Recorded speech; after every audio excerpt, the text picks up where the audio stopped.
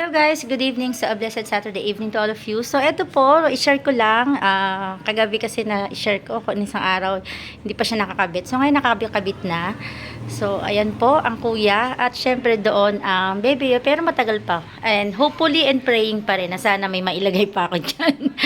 Pipilitin naman ng baby ako na makagraduate. So ayan po, share ko lang kasi nga itong buong sala ko malapit na maging photo studio. So, dami ng pictures. So, ito po, share ko lang. Ayan kami, nung ang baby yun, hindi lang masyado kasi may ilaw, nagre-reflect. Nung nag-7th birthday ang baby yo, and then, ayan siya, nung nag-18th birthday, surprise dinner sa aking baby yo na so sad, picture na lang ang daddy. Pero, that's life. Tapos, ang tarpaulin ng kuya na hindi ko pa rin tinatanggal. Ninanamnam pa ng nanay. And then, ito nga po ang mga picture namin and family. Ito naman family.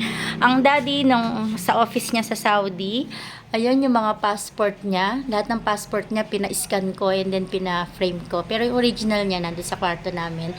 Ito yung nag-celebrate kami ng wedding anniversary. Ito yung last birthday niya, 2021.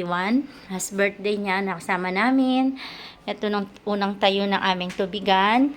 Ito yung wedding anniversary celebration namin. Nung maliit pa yung mga bata, nung nagbuhol kami. Ito surprise travel ko kay daddy to. So ako ang makapag-travel kami nun. And then, ito naman yung Boracay nung bigla siyang umuwi kasi namatay si Papa. And then, bago siya bumalik ng Saudi, pinag-Boracay niya kami kasi nga, syempre alam niya, sobrang sad ng nanay. So, eto po guys, ang sharing ngayon ng nanay na mahilig talaga ako sa picture. Sobrang ina-appreciate ko na may mga souvenir, na mga special occasion, special events, naka-frame siya. Ito talagang sobrang pinahalagan ko. Kasi sabi nga, nung minsan nag-usap ko naman isa kong kumare, big accomplishment sa isang magulang na mapagtapos natin ang ating mga anak. Diba? Kasi, syempre ang iniisip natin, yung future nila, sakaling mawala man tayo, mabigyan man lang natin sila ng magandang future. So, kaya talagang, nung gumraduate siya, talagang, grabe yung mga post ko, sobrang tuwa ko, sobrang saya ko. And praying, hoping na maging maganda yung kanyang future. Tapos yun, kaya hindi ko pa tinatanggal. Sabi ko, kuya, pag nagka-work ka na, joke lang, hindi ko pa rin siya tinatanggal, ninanamnam pa rin. Siguro, tsaka ako siya tatanggalin. So that's all. Ito po ang sharing ng nanay na sabi nga ng isa kong hipag, ano ka ba ate, napakahilig mo talaga sa picture. Pag nawala daw ako, maraming ipi-play na. Maraming ipi-play na picture. O, diba? Yun lang po ang sharing ng nanay ngayong Saturday.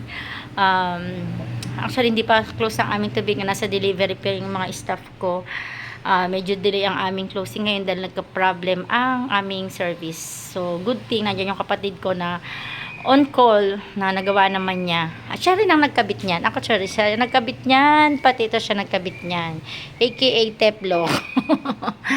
So, thankful dahil meron akong kapatid na all around. That's all. A blessed Saturday evening to all of you guys. Always pray and be thankful for the gift of life. Thank you.